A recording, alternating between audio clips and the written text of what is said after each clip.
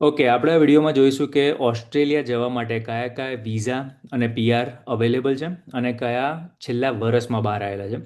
Main આપણે વિડીયોની announcement એટલે માટે કરી હતી કે નવા જે આવ્યા છે એની બધાને ખબર પડે, પણ બહુ બધી કમેન્ટ આવી કે અમને બીજા બધા બી કયા વિઝા અવેલેબલ છે એની ઇન્ફોર્મેશન આપો તો સારું, તો આપણે એ બી આની અંદર ઇન્ક્લુડ કરી દીધું છે.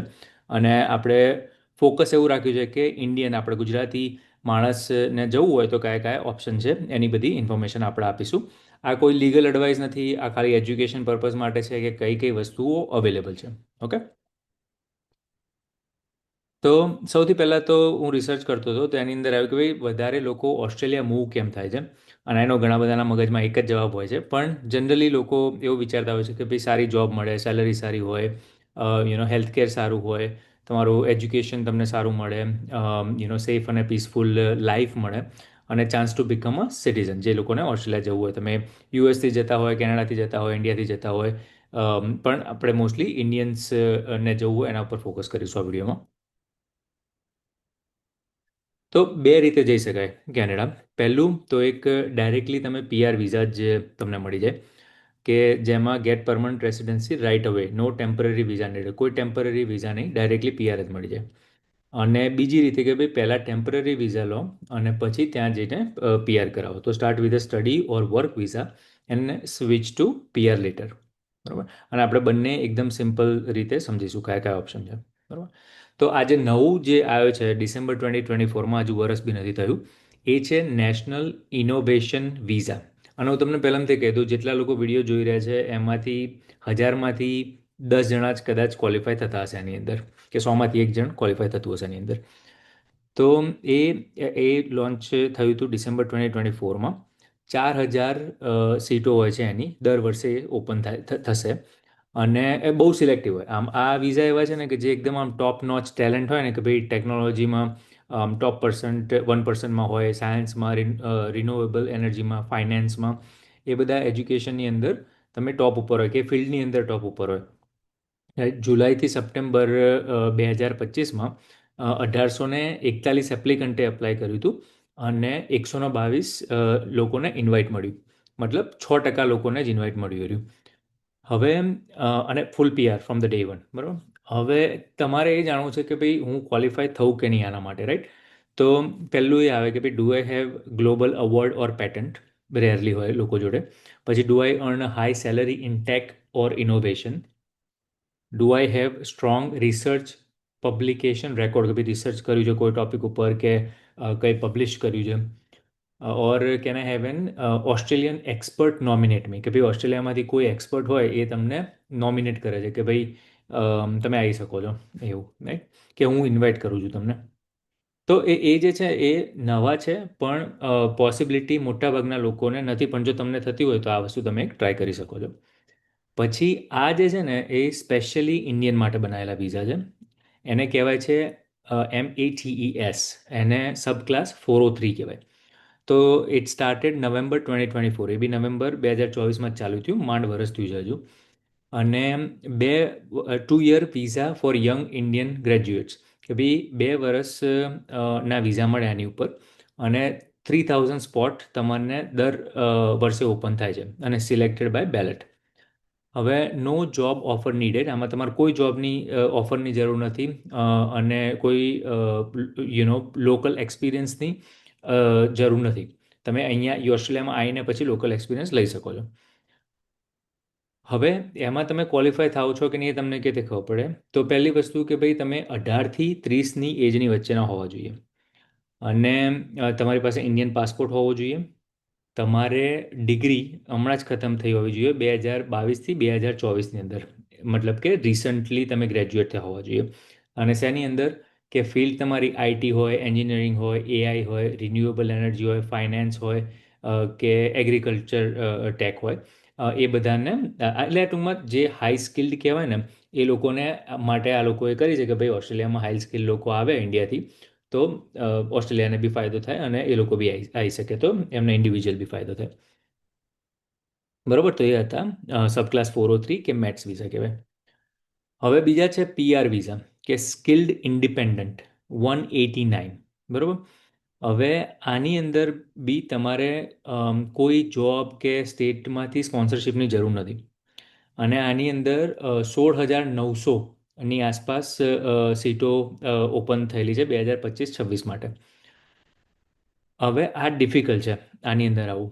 કેમ? કારણ કે આની અંદર હાઈ પોઈન્ટ્સ રિક્વાયર્ડ છે કે ભાઈ પોઈન્ટ સારા એવા તમારે થતા હોય તો તમારા માટે બેટર છે. હવે આમાં કોમન જોબ કઈ હોય, કયા લોકો અપ્લાય કરી શકે? કે આઈટીમાં હોય, એન્જિનિયર હોય, અકાઉન્ટન્ટ હોય, નર્સ હોય, કે ટીચર્સ હોય. અને ચાન્સીસ કે 65 to 70% if you have high point, કે ભાઈ સારા પોઈન્ટ્સ હોય તમારે તો 70% જેવા ચાન્સ છે કે તમને આ પીઆર મળી શકે છે. હવે આમાં તમને ખબર પડે કે તમે ક્વોલિફાય થાવ છો કે નહીં. તો કે એક એવી રીતે ખબર પડે તો પૂછવાનું કે ભાઈ મારી એજ શું અંડર 45 છે, 45થી ઓછી એજ છે, બેચલર ડિગ્રી કે હાયર ડિગ્રી છે, બેચલર્સ કે માસ્ટર્સ કરેલું છે, પછી આઈએલટીએસમાં 7થી વધારે સ્કોર છે, કે પીટીઈ આપ્યું હોય તો 65થી વધારે સ્કોર છે, અને 3+ યર્સ ઓફ વર્ક એક્સપિરિયન્સ, કે 3થી વધારે વર્ષનો વર્ક એક્સપિરિયન્સ છે, અને ઓક્યુપેશન ઓન સ્કિલ્ડ લિસ્ટ, કે ભાઈ જે બી આજે સ્કિલ્ડ લિસ્ટ આપણે જોઈ કે IT engineers, accountant, nurse, teacher, એની અંદર હું આવું છું કે નહીં. બરાબર? તો એ વિઝા છે સ્કિલ્ડ ઇન્ડિપેન્ડન્ટ 189. હવે એ અત્યાર સુધી જો તમે ક્વોલિફાય ના થયા હોય તો આ એક બીજા વિઝા છે કે જે તમને સ્ટેટ નોમિનેટેડ છે, કે ભાઈ સ્ટેટમાં તમારે નોમિનેટ થવું પડે કે આ સ્ટેટવાળાએ કાઢેલા છે વિઝા, કે એક પર્ટિક્યુલર સ્ટેટ, આખા ઓસ્ટ્રેલિયાએ નહીં, પણ દરેક સ્ટેટે કે ભાઈ મારે અમુક ટાઈપના માણસોની જરૂર છે તો એના માટે હું વિઝા ઓપન કરું છું, એવું એની અંદર. તો આમાં છે કે ભાઈ PR visa backed by Australian state, મેં કીધું એ પ્રમાણે. એમાં 33,000 સીટ ઓપન થયેલી છે 2025 અને 2026માં. હવે they must live in that state for 2 years, કે ભાઈ તમે જાઓ ત્યાં તો 2 વર્ષ તો તમારે એ જ સ્ટેટમાં રહેવું પડે. હવે અને જે ટોટલ કેપ છે, ટોટલ તમારે 185 પીઆર દર વર્ષે ખુલે છે, એની અંદર જ આ આવે છે. હવે કયા કયા સ્ટેટમાં આ બધું અવેલેબલ હોય છે? તો NSW, Victoria, Queensland, south Australia, western Australia, Tsamnia, I don't know how to pronounce it, Act and NT, right. હવે આ બધા મોટા સિટી નથી કઈ, રાઈટ, કે સિડની કે મેલબર્ન કે એવું નથી. આ બધા નાના સિટી છે કે ભાઈ ત્યાં માણસો નથી, એટલે એ લોકો એવું સ્પોન્સર કરે કે ભાઈ આ માણસો અહીંયા આવે તો ત્યાંનું પોપ્યુલેશન વધે, ત્યાંની રોજગારી વધે, ત્યાંની બધી વસ્તુઓમાં માણસોનું કન્ટ્રીબ્યુશન વધે, રાઈટ. અને ડિફરન્ટ સ્ટેટને ડિફરન્ટ નીડ હોય, કે ભાઈ અમુક સ્ટેટ હોય તો એમાં કદાચ ટીચર વધારે હોય તો એમને ટીચર માટે ઓપનિંગ ના કર્યું હોય, ખાલી નર્સ માટે કર્યું હોય. પછી અમુક હોય તો એન્જિનિયરિંગ માટે કર્યું હોય, શેફ માટે ના કર્યું હોય, અમુકે શેફ માટે કર્યું હોય, બટ ટ્રેડ્સ માટે ના કર્યું હોય. મીન્સ કે ડિપેન્ડ્સ કે તમે કઈ ટાઈપની કયા સ્ટેટમાં કઈ ટાઈપના સ્કિલની જરૂર છે, અને તમે સર્ચ કરો તો તમને મળી જાય. અને જો એ સ્કિલ હોય તમારે તો તમે આની અંદર અપ્લાય કરી શકો છો. હવે આમાં બી એજ અંડર 45, 45થી ઓછું છે. પછી ઇંગ્લિશ ગુડ ઇનફ છે, કે ભાઈ 4.5 થી 7 બેન્ડ આવેલા છે. પછી job on states occupation list, કે ભાઈ એ સ્ટેટના ઓક્યુપેશન માટે જે લિસ્ટ બનાવ્યું છે એ લોકોએ, એની અંદર તમે છો કે નહીં. અને are you willing to live in that state, કે ભાઈ એ જે ગામડા જેવું હોય તો ગામડા જેવું, 2 વર્ષ તમારે ત્યાં રહેવું પડે તો એના માટે તમે ક્વોલિફાય થાવ. પછી પીઆરનો બીજો પાથવે છે કે ભાઈ આ પછી પીઆર કઈ રીતે થાય, કે પીઆર માટેના પાથવે કયા છે? તો એક છે રિજનલ સ્કિલ્ડ વિઝાસ, કે એને 491 કે 191 કહેવાય, બરાબર.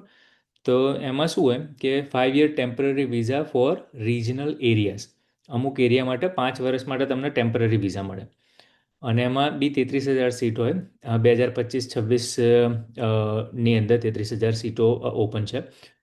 અને after 3 years in regional job apply PR 191, એટલે પહેલાં 491 ઉપર જાઓ તમે અને પછી 191 માટે અપ્લાય કરો 3 વર્ષ રહીને. You can live anywhere in Australia once you get 191 PR. પહેલાં કેટલા વર્ષ? 3 વર્ષ માટે તમારે એક સ્ટેટમાં રહેવું પડે, પણ પછી તમે કોઈ બી સ્ટેટમાં રહી શકો છો, અને એ 191 હોય. અને ઇઝીયર પોઈન્ટ હોય છે આમાં, એટલા બધા પોઈન્ટની જરૂર નથી હોતી. Good for trades, chef, nurse, હોસ્પિટાલિટીમાં કામ કરતા હોય તો એ બધાની અંદર ચાન્સીસ વધારે છે. તો હવે એમાં બી તમે ક્વોલિફાય થાવ છો કે નહીં કેવી રીતે ખબર પડે, કે ભાઈ 45થી ઓછી એજ છે, 6થી વધારે કે 6 પોઈન્ટ છે આઈએલટીએસના, પીટીઈના 50 પોઈન્ટ છે, ડિપ્લોમા ડિગ્રી કે ટ્રેડ છે, અને willing to live in smaller city for 3 years, કે ભાઈ 3 વર્ષ માટે એ જગ્યાએ રહેવા માટે રેડી છો કે નહીં, તો તમે આના માટે અપ્લાય કરી શકો છો. હવે ઘણીવાર હસબન્ડ વાઈફ બંનેને જવું હોય, રાઈટ? તો એ લોકો માટે કપલ એન્ડ ઇંગ્લિશ રિક્વાયરમેન્ટ હોય, કે ભાઈ ઇંગ્લિશની રિક્વાયરમેન્ટ શું છે, તો ભાઈ મેઇન એપ્લિકન્ટ જે હોય ને એને must meet English score IELTS 6 for 190 અને 491, બરાબર. અને IELTS એટલે 7થી વધારે સ્કોર હોવો જોઈએ 189 વિઝા માટે. પાછળ જઈને તમે જોઈ લેજો કયા હતા 190 અને 491 વાળા, અને 189 કયા હતા. પણ એમાં આટલો સ્કોર મેઇન એપ્લિકેન્ટનો હોવો જોઈએ, અને પાર્ટનરને એટલો જ સ્કોરની જરૂર નથી. પણ some level, if not claiming points, કે ભાઈ અમુક લેવલનું ઇંગ્લિશ હોવું જોઈએ. એટલે sorry, not some level, same level English હોવું એવું જરૂરી નથી, પણ ફંક્શનલ ઇંગ્લિશ હોવું જોઈએ, કે ભાઈ થોડું તમે બોલી શકો, રાઈટ? અને ઓર પે લેંગ્વેજ ટ્યુશન ફી, કે ભાઈ ત્યાં જઈને તમે એ લેંગ્વેજની ટ્યુશન ફી લઈ શકો. હવે both partners must meet health and character checks, કે ભાઈ બીજી બધી વસ્તુઓ ચેક થવી જોઈએ. હવે અમુક વિઝાઓ છે જે ડાયરેક્ટલી તમને PR ના આપે, પણ ટેમ્પરરી વિઝા ઉપર પહેલાં તમે જઈ શકો અને પછી પાછળથી PR અપ્લાય કરી શકો. તો પહેલું છે સ્ટુડન્ટ વિઝા. લાઈક મોટાભાગના લોકો આ રીતે જતા હોય છે સબ ક્લાસ 500માં. તો study full time in Australia, કે ભાઈ ઓસ્ટ્રેલિયામાં તમને ફૂલ ટાઈમ સ્ટડી કરવા મળે, સ્ટડી કરવું પડે. Can choose diploma, bachelors, masters or trade course, ગમે તે કોર્સ તમે લઈ શકો આમાંથી. અને work part time while studying, કે ભાઈ સ્ટડી કરતા આની જોડે જોડે તમે પાર્ટ ટાઈમ કામ કરી શકો. અને get 2 to 4 years post study work, કે ભાઈ ભણવાનું પતે પછી બી 2 થી 4 વર્ષ સુધી તમને કામ કરવા મળે. અને એ વિઝા હોય 485 વિઝા. અને Indian approval rate drop to 67%. આની અંદર એક્સેપ્ટન્સ રેટ થોડો ઘટ્યો છે. So be genuine and show funds. મોટાભાગના લોકો કાં તો જેન્યુઅન ના હોય, કાં તો ફંડ ના બતાવી શક્યા હોય. અને start studying, get Australian experience and switch to PR later. Flow આવો એવો છે કે ભાઈ પહેલાં ભણવા જાઓ તમે, પછી ત્યાંનો એક્સપિરિયન્સ લો અને પછી PR માટે અપ્લાય કરો. હવે આ તમે ક્વોલિફાય થાવ છો કે નહીં, કેવી રીતે ખબર પડે? તો આ સવાલો પૂછવાના તમારી જાતને, કે ભાઈ કેન આઈ અફોર્ડ ટ્યુશન, કે ભાઈ ટ્યુશનની ફી છે એ પોસાય કે ના પોસાય. અને લિવિંગ કોસ્ટ, કે ભાઈ ત્યાં રહેવાનો ખર્ચો. પછી ડુ આઈ હેવ IELTS 6 અને PTE 50, કે IELTSમાં 6થી વધારે અને PTMમાં 50થી વધારે માર્ક્સ આવ્યા છે કે નહીં. અને લિવિંગ કોસ્ટ આમાં ત્યાંનું રહેવાનું તમને પોસાય કે નહીં, એ તમે પાર્ટ ટાઈમ જોબ કરતા હોય તો એ મોસ્ટલી એમાંથી એડજસ્ટ થઈ જાય. પણ એટલીસ્ટ ટ્યુશનની ફી તમે અફોર્ડ કરી શકો, એ બેલેન્સ બતાવી શકો, એ જરૂરી છે. પછી do I have a genuine study plan, ભાઈ ખરેખર ભણવું છે ને તો ત્યાં જઈને પછી કે હવે નહીં ભણવું એવું ના ચાલે, રાઈટ? અને do I have proof of fund and health insurance, કે ભાઈ એ વસ્તુ તમે લીધી છે કે નહીં. તો આ છે ટેમ્પરરી વિઝા સ્ટુડન્ટના ઉપર, પણ પછી એક્સપિરિયન્સ લઈ શકાય અને PR માટે અપ્લાય બી કરી શકાય. હવે આ એક નવા વિઝા છે, હમણાં જ ઓપન થયા છે ઇન્ડિયન માટે, આઈ થિંક, કે temporary visa work and holiday. 462 visa કહેવાય, કે ભાઈ 1 વર્ષના તમને વિઝા મળે, તમને ટ્રાવેલ કરવું છે કે કેઝ્યુઅલ વર્ક કરવું છે, 1 વર્ષ માટે તમે જઈ શકો. અને ઓનલી 1000 પ્લેસીસ પર યર ફોર ઇન્ડિયન, કે ભાઈ ઇન્ડિયન માટે 1000 સીટો ઓપન છે. આ રહી એજ 18 to 30, 18 થી 30ની એજમાં હોય તો. અને must have territory study, territory study, I don't know what that is, hold on.